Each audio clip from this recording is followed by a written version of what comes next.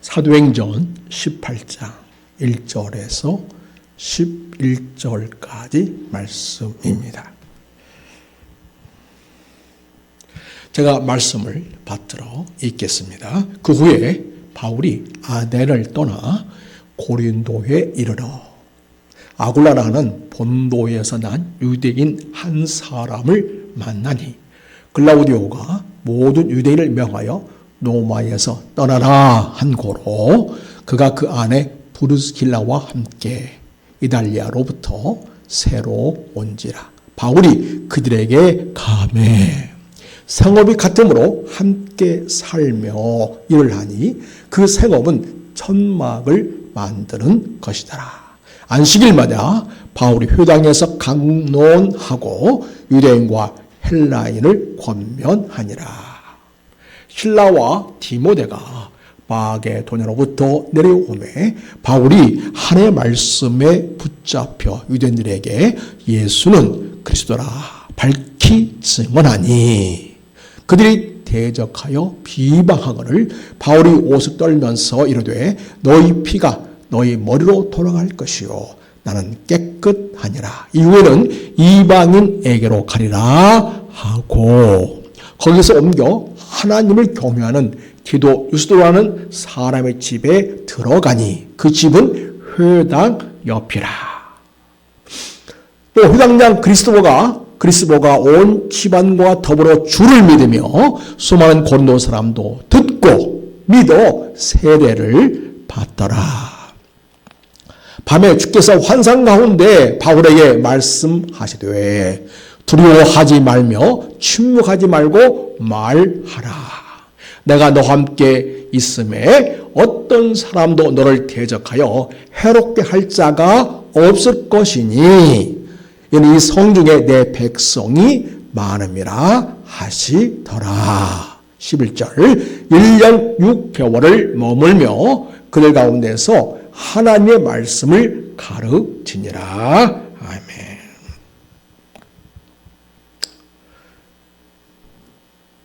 어제 12일 날짜로 뉴욕타임스가 이런 기사를 냈습니다. 세계에서 가장 유로운 나라. 그 대안을 반려견에서 찾다. 그런 제목이었습니다. 근데 여기 가장 유로운 나라를 어디일까요? 안타깝게도 우리나라를 표현하는 것이었습니다. 왜 그런가? 출산율이 너무 낮으니까. 아기를 낳지 않으니까 인구의 대부분 중에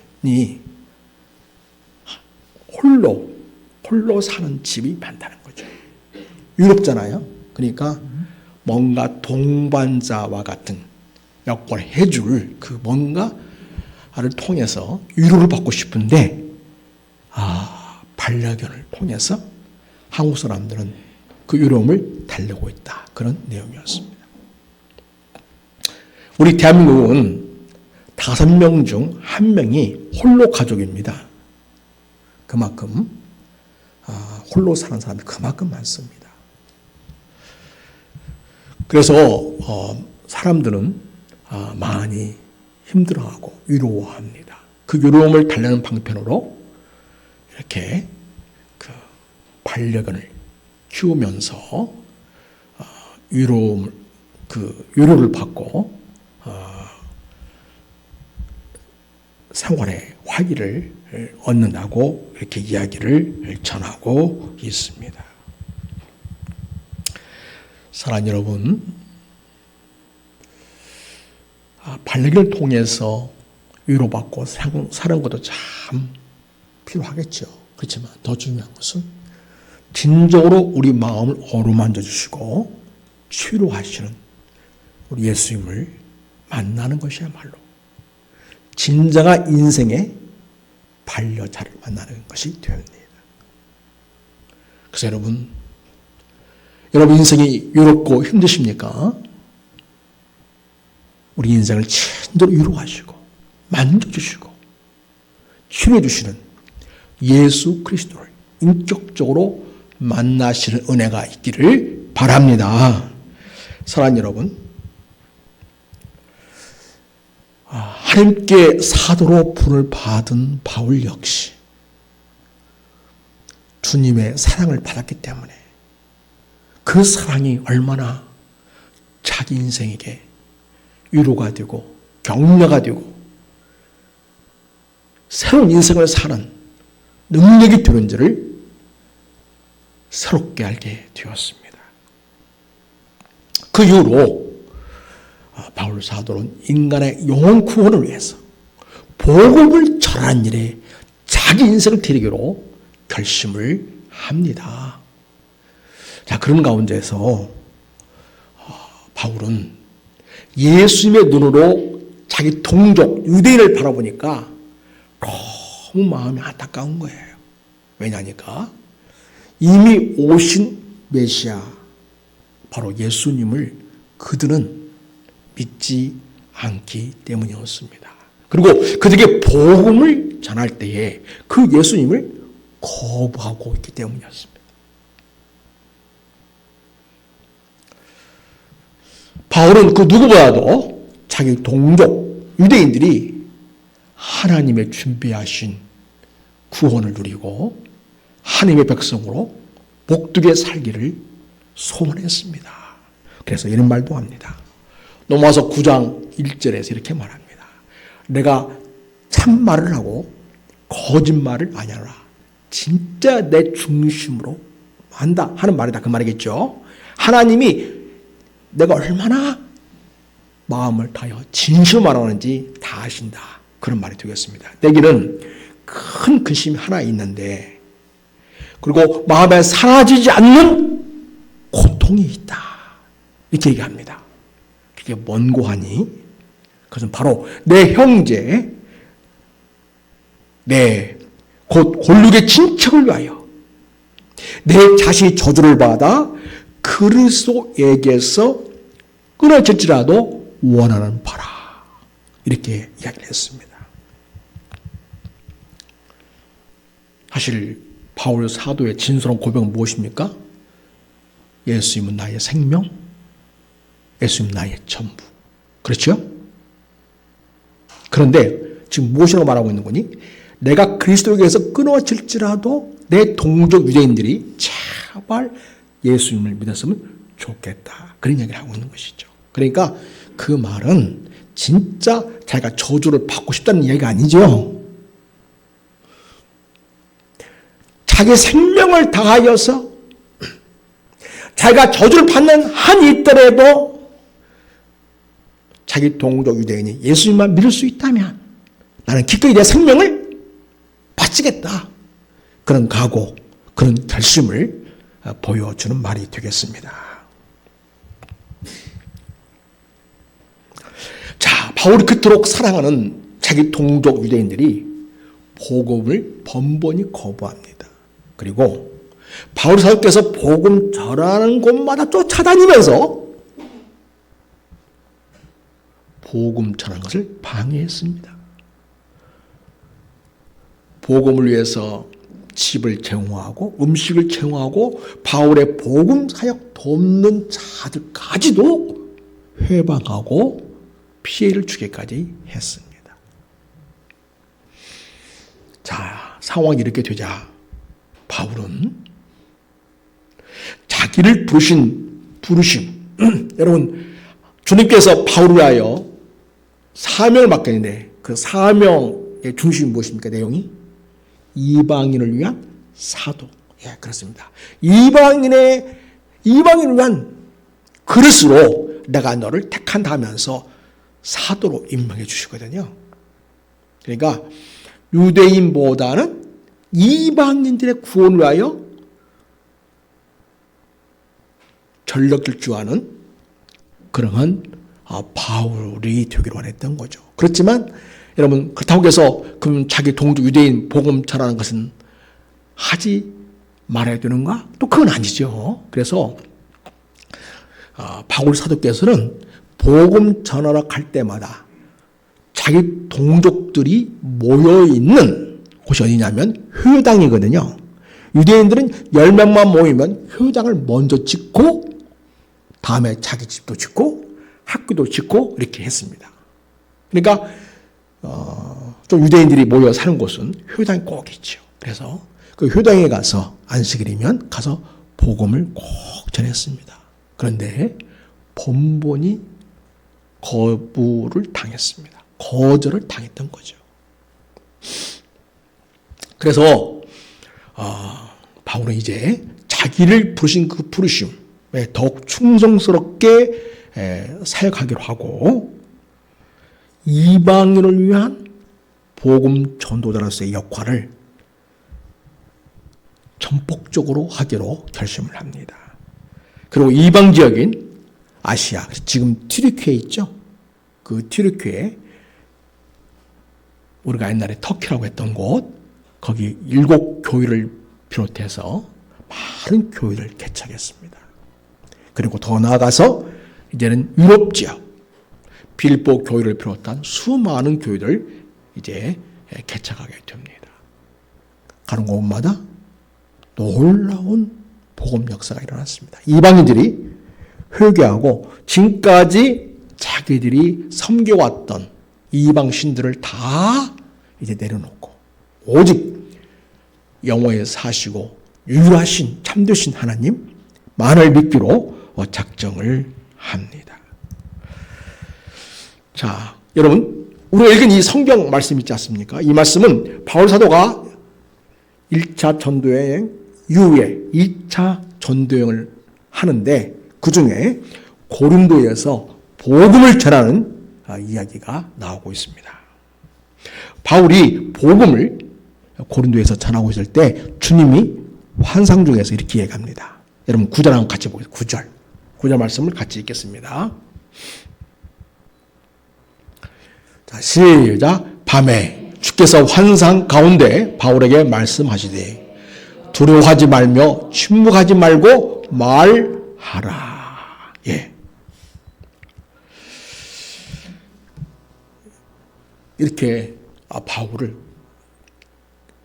격려하시는 것을 보게 됩니다.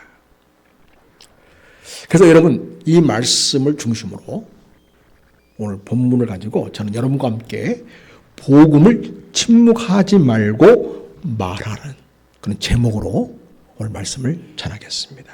여러분 첫 번째로 복음을 침묵하지 말고 말할 수 있도록 주님 우리에게 새로운 만남을 주신다는 것을 우리는 기억해야 합니다. 그리고 그런 만남의 교회를 소중하게 여기고 그 교회를 잘 살려서 복음 전할 수 있는 그러한 일이 있기를 바랍니다. 자, 여러분 1절을 보면요.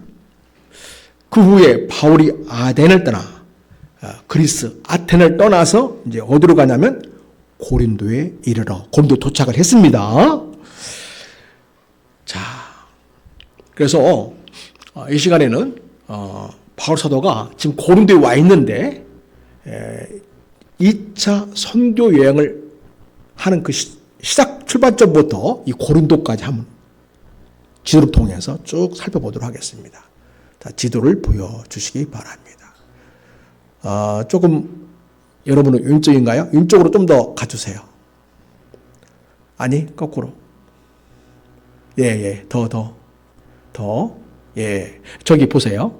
수리아 있고 위에 안디옥 있죠? 수리아 안디옥. 예. 안디옥에서 출발을 했어요. 그 다음에 어디로 가냐면 쭉 이제 화살표를 따라서 가볼까요? 더베, 이고니온, 누스드라, 이고니온. 그 다음에 이제 여기는 안디옥은 똑같은 이름은 안디옥인데 이번에는 이제 비시디 안디옥이라고 합니다. 비시디 안디옥으로 가서 복음 전하고요. 그냥 쭉 가봅시다. 드로아로 가지요. 근데 여기서 바울 사도께서는 옆에 있는 무시아, 비두니아 이쪽으로 가가지고 동쪽으로 방향을 틀어서 아시아 지역에 복음을 전하려고 했는데 성령께서 막으셨죠? 네. 아니다. 그리고 환상을 보게 되죠. 저 유럽 사람이 마그니아 사람들이 손짓하면서 강을 건너와서 바다를 건너와서 우리를 도와주시오. 이렇게 하는 거죠. 그 환상을 본 거예요. 그래서 바로 자기들을 구원해 달라고 하는 몸부림이죠. 외침이지요. 그래서 바울 사도는 그러면은 이 마게도냐 지역, 지금의 유럽입니다. 이 지역에 가서 복음을 전해 달라는 그런 요청이로구나. 그렇게 해서 여러분 저 드로아에서 어디로 가냐면 저기 네아폴리를 유로 좀 보내주세요. 네아폴리를 거쳐서 빌립보 있죠. 빌립보로 가서 복음을 전하게 됐습니다. 거기서 이제 누자도 만나게 되고 귀신 들린 여자도 만나서 고쳐주고 그리고 감옥에 갇혔는데 그 간수를 만나서 복음 전하고 온 가족이 다 예수 믿고 구원받아서 거기에 빌립보 교회가 세워지게 되었습니다. 그 다음에 이제 암비볼리를 거쳐서 아볼로니아를 거치고 그 다음에 우리가 지난주에 봤던 데살로니가 여기서 복음 전해가지고 데살로니가 교회가 세워지게 됩니다. 유대인들이 지독하게 방해를 놓고 힘들게 해서 거기를 떠나서 이제는 베레아로 가게 되었습니다. 베레아에 가서 복음을 전했더니 사람들이 얼마나 말씀을 잘 받아들이고 깊이 있게 공부를 하는지 너무나 감동이 되었습니다. 그런데 또 데살로니가에서 방해 놓았던 그 유대인들이 베레아에 와서 또 방해 공작을 놓는 거예요. 힘들게 해서 이러다가는 바울이 다치겠다 싶어가지고 예수를 믿는 형제들이 어디로 보내냐면 아덴, 그리스의 아테네라는 곳으로 보냅니다. 아덴에 왔어요. 그 이제는 어디로 와 있다고요? 지금 오늘 본문 고린도에 지금 와 있는 겁니다. 여기까지 봤습니다. 자, 여러분 여기서 바울은 어떤 사람을 만나게 됩니다. 2절을 보니까 아굴라와 브리스길라라는 부부를 만나게 됩니다. 이 부부를 만난 것이 바울의 복음 사역의 새로운 또 전환점이 됩니다. 자, 여러분, 이 부부는 원래 어디에 살았냐면 노마에 살았습니다. 노마에 살면서 누구에게 복음을 들었는지 우리는 알 수 없지만 그 복음을 듣고 이미 예수님을 믿는 사람들이었습니다. 자, 그런데 이 아굴라는 어디 출신이냐면 본도라는 그런 지역의 출신입니다. 자, 한번 지도를 한번 보겠습니다. 본도가 어디인지.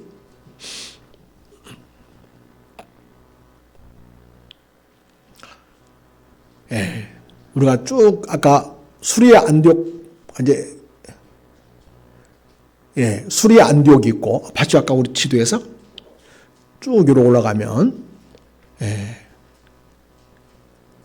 그 비시디아 안디옥이 보이고 그냥 갈라디아 지역이 보이죠? 그 위에가 본도입니다. 그 바로 위에가 바로 뭐가 있냐면 흑해가 있어요. 흑해. 그 위에 땅은 지금 흑해를 넘어가면 거기가 바로 이제 요즘에 러시아 있죠? 러시아가 됩니다. 그리고 지금 이 본도는 그래서 아마도 바울이 복음 전하려고 방향을 틀려고 했었던 그런 지역이기도 하지요. 여기 출신인데 어디가 살았냐면 노마에 가서 산 거죠. 노마야. 네, 한번 보여주실래요? 옆으로 쭉 나올라나 모르겠네요.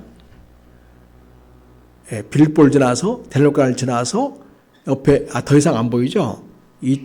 여기에 그 옆쪽으로 가면 또 이제 이탈리아 노마가 보이게 되는데 거기까지 와가지고 사는 거예요. 지금 지로 완전 온 곳에서 살고 있었습니다. 잘 살고 있었죠. 거기서. 그런데 아굴라가 브리스길라 이 부부가 그 먼 지역까지 노마까지 와가지고 지금 정착해서 잘 살고 있는데 어쩌다가 노마에서 계속 살지 못하고 고린도로 왔을까요? 오늘 본문에서 그 이유를 우리에게 알려줍니다. 바로 그 당시 황제가 글라우디오스라는 황제였습니다. 글라우디오스 황제가 명령을 내렸습니다. 어떤 명령이냐면 참 불편한 명령이죠. 이 글라우디오스 황제는 순혈주의자입니다. 요즘 나라마다 순혈주의자 때문에 나라들이 참 어려움을 겪습니다. 예를 들면 독일 같은 경우에 순유주의자들은 게르만족 아닌 사람들은 다 나가라. 너희 때문에 우리가 피해를 보고 있다. 이렇게 생각하고 게르만족 그런 그 중심의 사고로 다 지역에서 온 사람들을 반갑게 여기지 않는 거죠. 그 다음에 미국도 지금 한참 그러고 있습니다. 미국 백인주의, 순혈주의자라고 해요. 그런 사람들을. 원래 그 순수한 백인 혈통만 가진 사람만 남고 다 떠나라. 그래가지고 한때는 그런 사람들 요구를 들어주지 않을 수가 없어가지고 트럼프가 이민자들을 그리고 지금 유학 오고 그다음에 특별히 노동하기 위해서 미국 온 사람들을 많이 내보냈잖아요. 그리고 멕시코 사람들은 가까우니까 이렇게 초점망을 넘어서 오거든요. 그런데 초점망을 높이 쌓아가지고 담을 높이 쳐서 못 들어오게끔 그렇게도 했었죠. 그게 다 이제 다른 나라 사람들이 와가지고 자기들의 수입을 빼앗아간다고 생각하는 거죠. 그래서 우리가 먹고 살기 힘들어졌으니 다 나가라. 이런 식이죠. 이런 것들은 요즘 국제시대에는 통하지 않죠. 여러분, 우리를 보통 어떤 민족이라고 불러요? 우리 대한민국은? 단일 민족 그러죠? 당군의 후손들이라고 단일 민족 그럽니다. 여러분, 지금 대한민국에는 약 300만 명인가요? 외국인들이 들어와 살고 있습니다. 그러니까 우리는 더 이상 단일 민족 할 수 없는 것이 지금, 남자들은 아직 결혼하는 남자들이 많이 있는데, 이 자매들이 없어가지고, 캄보디아, 또, 베트남, 우즈베키스탄, 태국, 이런 동남아시아, 이런 아시아적인 많은 나라들의 자매들하고 결혼을 해서 아이를 낳고 지금 살고 있지 않습니까?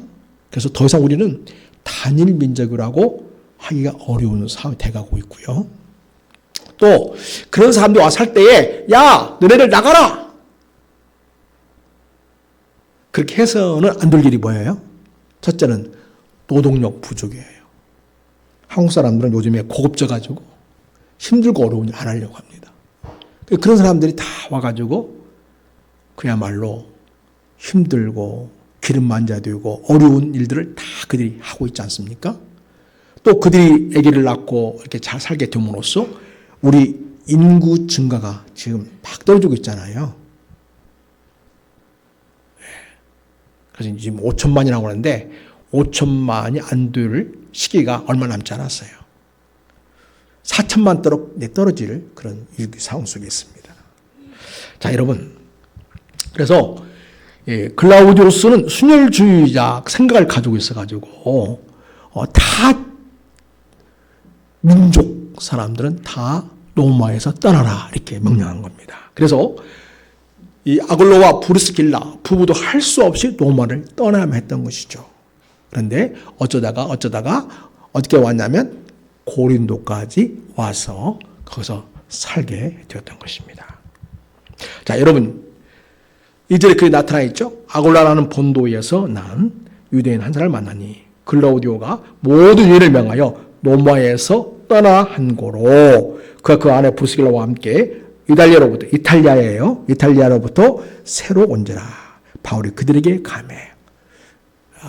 이 부부의 소식을 듣고 바울이 그들을 만나려고 갑니다.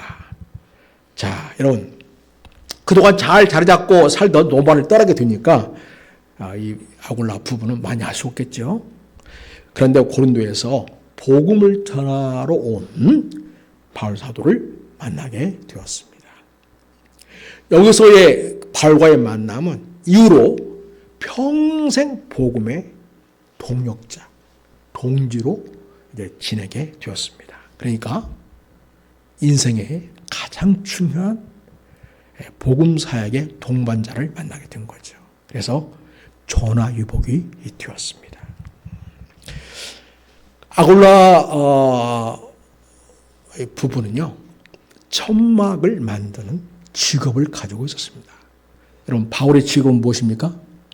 역시 천막 만드는 직업입니다. 유대인들은요, 전통이에요.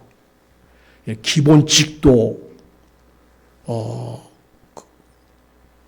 잘 배우게 하지만 이렇게 생업의 필수적인 또 직업을 갈 수 있도록 올 때부터 훈련을 합니다. 그래서 유대인들은 자기가 할 수 있는 그런 직업을 이렇게 하나 잘 배워가지고 그것을 어디 가든지 그 직업으로 먹고 살 수 있게끔 이렇게 하는 것을 보게 됩니다. 그런데 지금 아굴라 부부는 천막을 만드는 것이 직업이었어요. 3절 보세요. 3절을 한번 읽어보겠습니다. 생업이 같으므로 함께 살며 일을 했다. 함께 살면서 같은 집에 살았던 것 같은 거 보여집니다. 그 생업은 뭐냐면 천막을 만드는 것이었다. 이렇게 됐습니다. 그래서 우리 주님께서는 침묵하지 말고 바울에게 복음을 전하는 그 일을 하게 하시려고 누굴 붙여줬냐면 고린도에서 아골라와 브리스길라 부부를 붙여주신 것이었습니다. 여러분,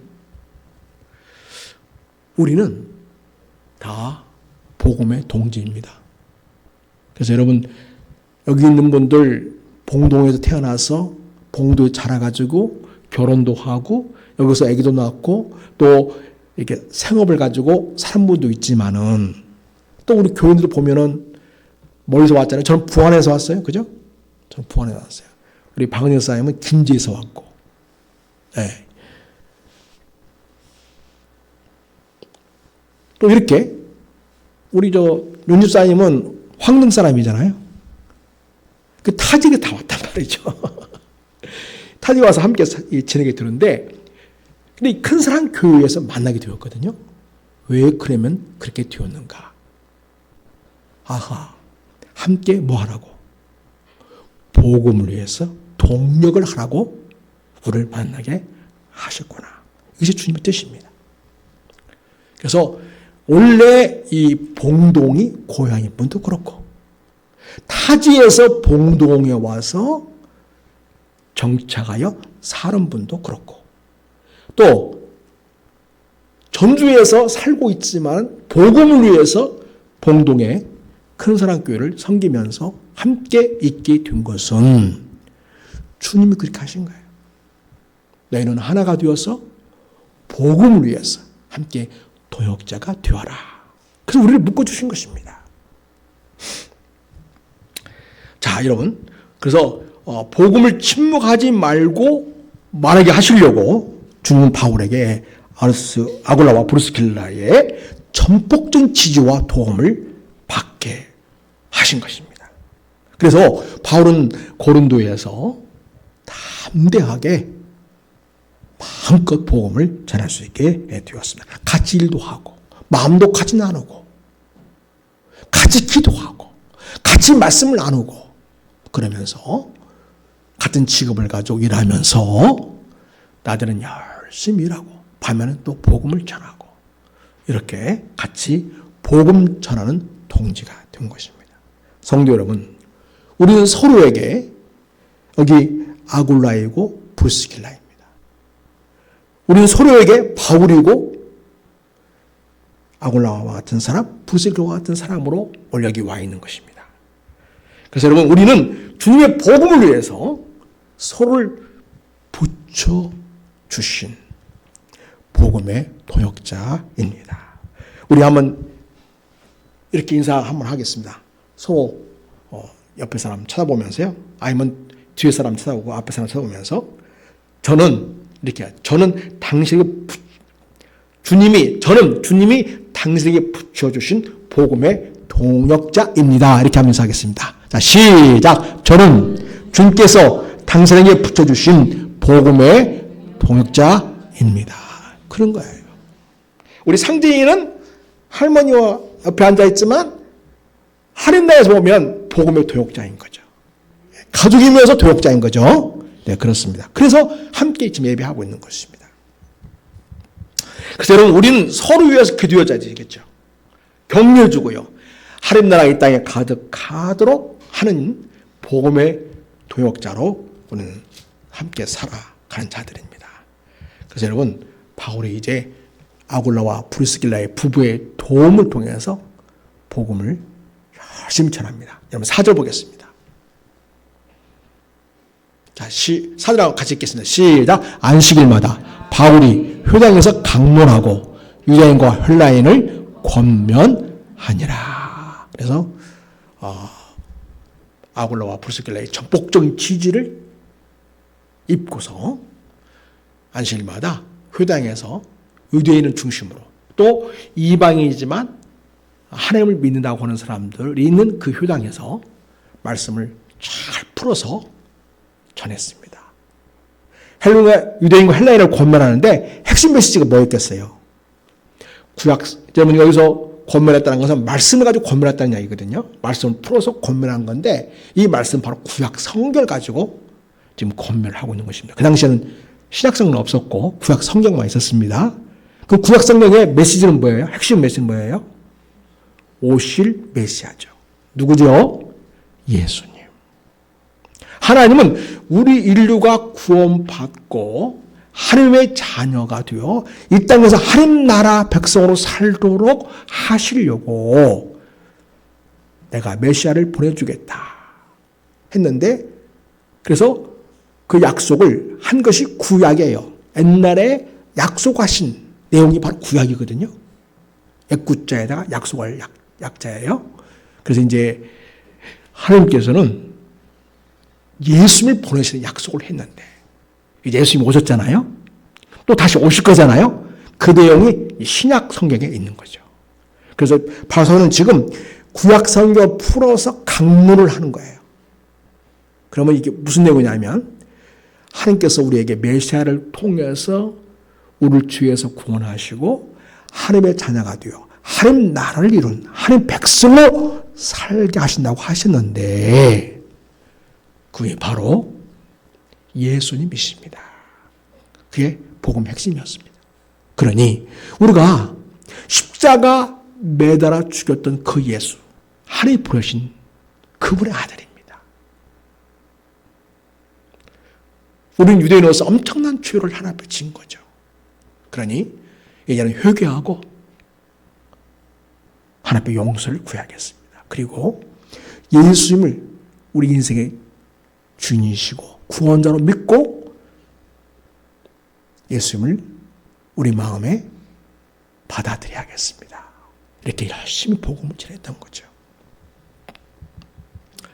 그래서 이렇게 할 수 있었던 것은 주님께 붙여주신 아골라와 브리스길라의 전폭적인 지지와 협력을 통해서 복음의 동력을 이룰 수 있었기 때문에 이게 가능한 일이 되었던 것입니다.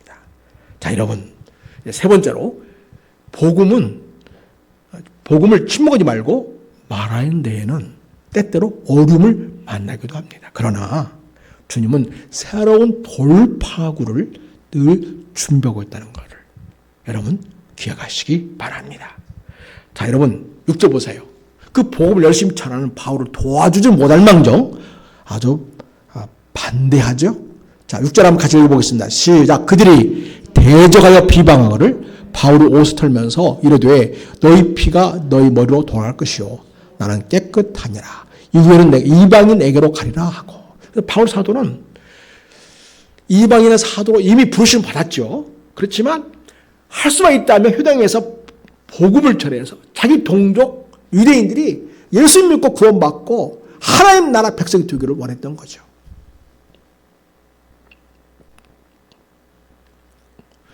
율법의 행위로는 구원은 받을 수 없으니까 오직 복음을 통해서 오직 예수를 믿는 믿음을 통해서 구원을 받을 수 있으니까 바울은 뜨겁게 복음을 전했습니다. 그런데 회개하고 예수 믿기는커녕 대적하고 비방했다는 거죠. 유대인들의 말입니다. 그러면서 나는 이제 이방인에게 가겠다. 그래서 이런 어려움을 만나게 된 것을 우리가 봅니다. 자, 그런데 그렇다고 쉽게 포기할 또 바울이 아니죠. 7절 봅니다. 거기서 옮겨 하나님을 경외하는 디도 유스도라는 사람의 집에 들어가니 그 집은 회당 옆이다. 오히려 더 가까이 회당 옆으로 갔네요. 예, 도망간 게 아니라 예, 더 회당 가까이로 더 갔어요. 이런 어려움을 만났는데 그러니까 여러분 새로운 또 돌파구가 생긴 거죠. 그 다음에 또 회당장 그리스도가 온 지방과 더불어 주를 믿었다. 놀라운 일이네요. 그 회당에서 복음 전할 때 사람들이 바울을 대적하고 비방을 했는데요. 오히려 회당에서 전하는 복음을 듣고 그 회당을 관리하는 회당장이 예수를 믿었다는 거 아니겠습니까? 전적인 주님의 역사고 능력이죠. 그래서 회당장 그리스도가 온 지방과 더불어 주를 믿으며 수많은 고린도 사람도 듣고 믿어 세례를 받더라.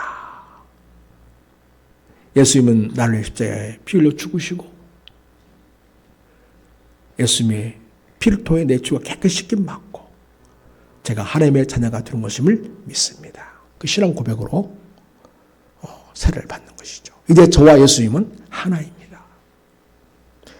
그런 의식으로 세례를 받았습니다. 사랑하는 여러분, 여러분이 주님을 사랑하는 마음으로 또 복음에 대한 열정으로 복음을 전하다가 조금 어려움을 만났다고 해서 낙심하거나 좌절하지 않기를 바랍니다.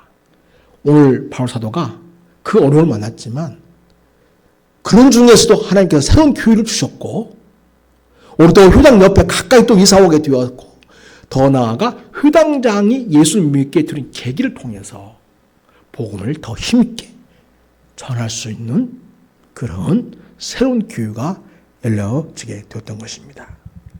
그리고 여러분, 우리가 복음을 침묵하지 말고 말하는 일에는 주님의 전폭적인 지지와 도우심이 있다는 것을 꼭 마음에 새기시기 바랍니다.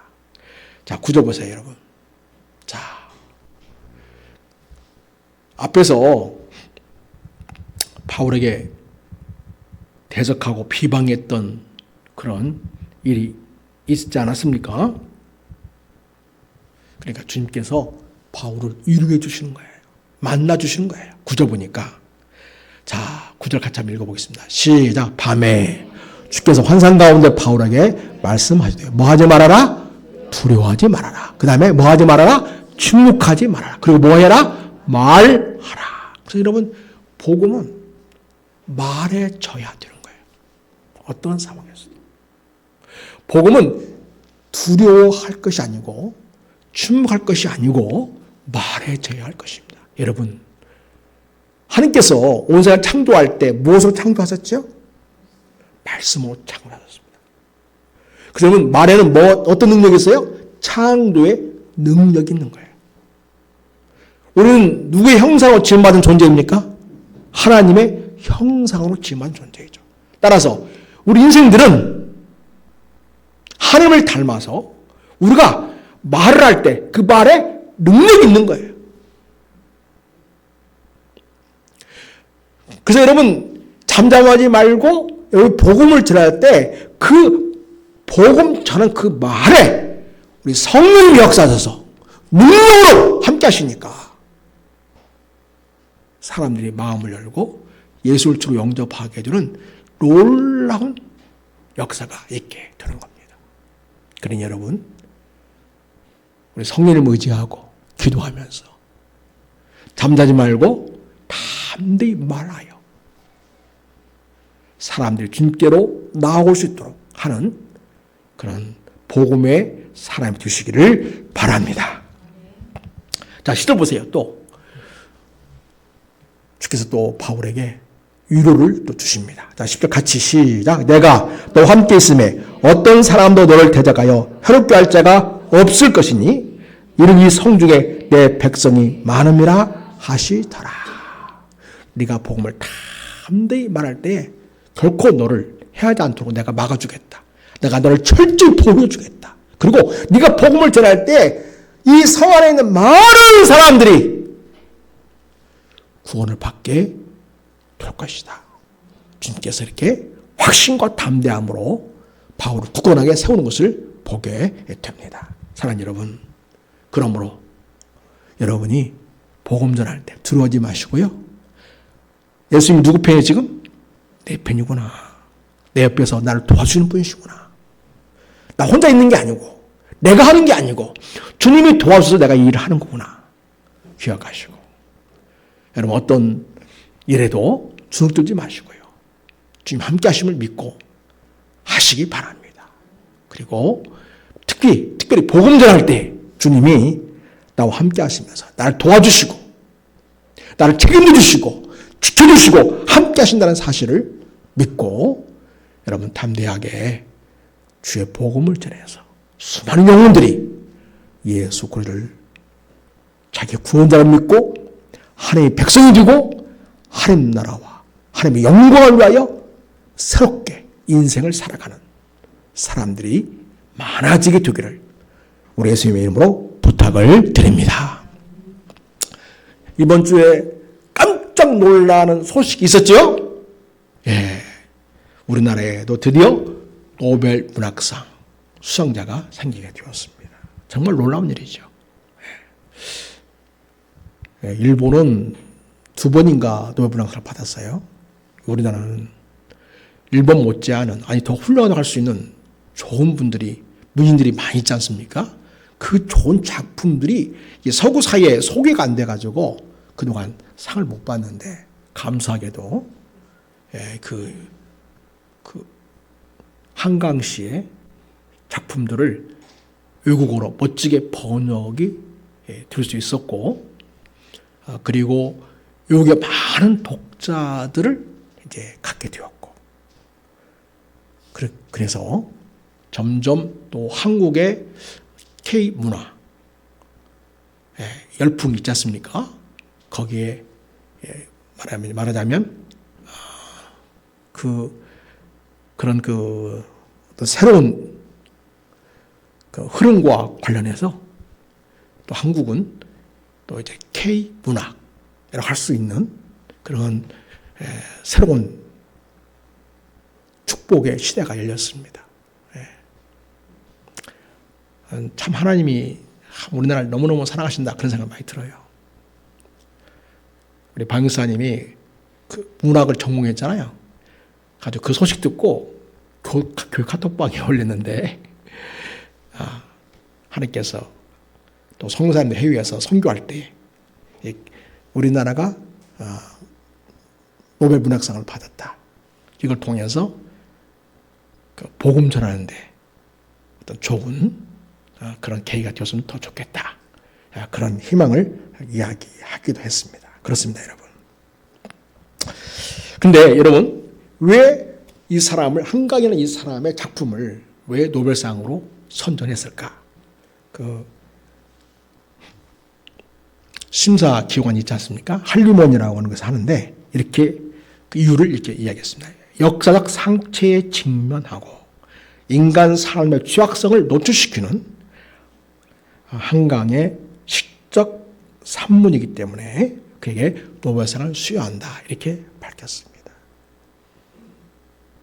여러분, 우리는 인간의 상처에 예수 믿는 사람은 민감할 수 있어야 됩니다. 특별히 역사적 상처에 직면하고. 그래서 이 한강이라는 사람은 광주에서 태어나가지고 9살까지 살다가 9살인가 서울로 이사 와서 서울에 지내게 되었다는 거죠. 그의 아버지도 소설가예요. 그런데 아자아자 바라자 여러분 영화 있었죠? 그 원래 그거의 원작 소설을 쓰신 분이에요. 아버지가. 그런데 그 아버지가 사진 한 장을 갖고 있었는데 그거를 이제 보게 된 거죠. 그게 바로 뭐였냐면 5.18 광주 민주화 운동 때 처참하게 군인들에 의해서 짓밟히고 깨지고 피 흘려 있는 그런 사진이었던 거죠.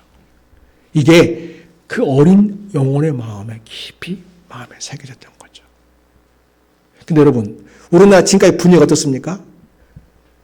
북한군이 넘어와가지고 광국 사람들이 동조해서 그렇게 해서 폭동을 일으켰다. 그렇게 막 생을 시키지 않습니까? 그 거짓을 밝히고 무참하게 무고하게 죽어간 영혼들을 살려내는 작업으로서 그들 아픔에 깊이 동참하는 그 마음으로 글을 썼다고 해요.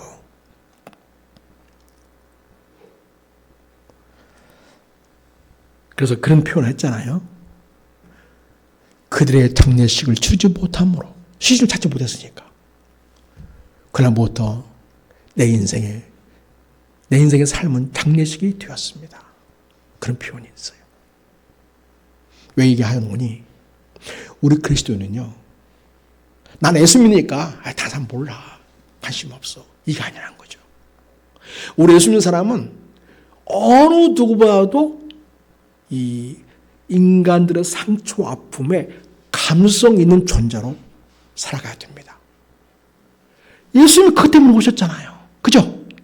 인간들이 죄로하여 고통받고 상처 입고 마귀의 속박에서 고통당하는 그들을 찾기 정말 너무나 가볍게 여기시고 불쌍히 여기셔서 이 세상에 오신 거 아니겠습니까? 하나님의 아들께서 말입니다. 우리는 그 주님의 마음을 가진 자들이 되어야겠습니다. 그리고 이 인간들의 깊은 내면의 상처를 우리가 보듬고 이해하면서 그들을 위로하고 그들을 사랑해야겠는데 바로 그 진정 그가 그 상처가 치료되어지고 회복되어지고 위로가 되고 영원한 생명을 얻는 길은 복음입니다. 복음. 예수 그리스도를 만나야 되는 것이죠. 그래서 여러분, 우리는 비록 한강시처럼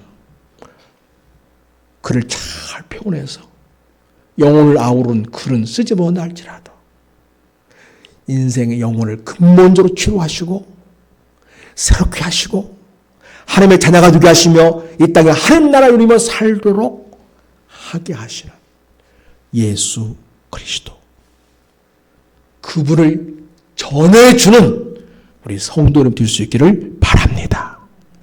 그래서 여러분, 노벨상보다 더 중요한 것은 바로 우리가 예수님에게서 받는 상이지요. 제가 이름을 붙인다면 예수상. 여러분, 우리가 노벨상 못 받을 수 있어요. 괜찮아요. 그러나 예수상 꼭 받으시기를 축복합니다. 그렇습니다, 여러분. 예수님 안에서 진정한 치유가 있고 회복이 있고 인생이 새롭게 살아나고 인생이 역사 속에서 아름답게 쓰임받는 인생이 됩니다. 정말 주님을 사랑한 마음으로 인생들의 상처를 포듬고 껴안으면서 주님의 사랑으로 그들 위로하고 그리고 참으로 그들을 주님에게 인도하는 복된 생명사역, 구원사역, 복음사역을 이루어가는 우리 성도로 사시기를 우리 예수님의 이름으로 축복하고 부탁을 드립니다. 하나님 아버지 감사합니다. 우리나라에 좋은 경사, 좋은 신나는 일을 많이 주셔서 감사합니다. K문화, K음식, K문화까지 참으로 수많은 좋은 일들이 한국에 있게 하시니 감사합니다. 무엇보다 주님, 이제 저희가 진정 복음을 통해서 이 민족을 치유하고 역사를 치유하고 인생을 새롭게 하는 그 일에 저희가 쓰임받기를 원합니다. 주께서는 우리에게 사랑을 붙여주십니다. 주께서 우리와 함께 하시고 격려와 지지를 주십니다. 아버지와 그러므로 주님을 의지하고 우리에게 맡겨진 복음을 잘 전하게 하시고 그리하여 구원 역사를 이루게 하시며 진정 인생을 회복하고 치유하며 그 상처를 보듬고 회복하는 일에 아름다운 통로로 쓰임받는 예수의 증인으로 살아가는 우리가 되게 하여 주시옵시고 그를 감당할 수 있도록 성령 충만을 우리에게 부어주시옵소서. 모든 말씀을 예수 그리스도의 이름으로 기도드립니다. 아멘. 찬송합니다.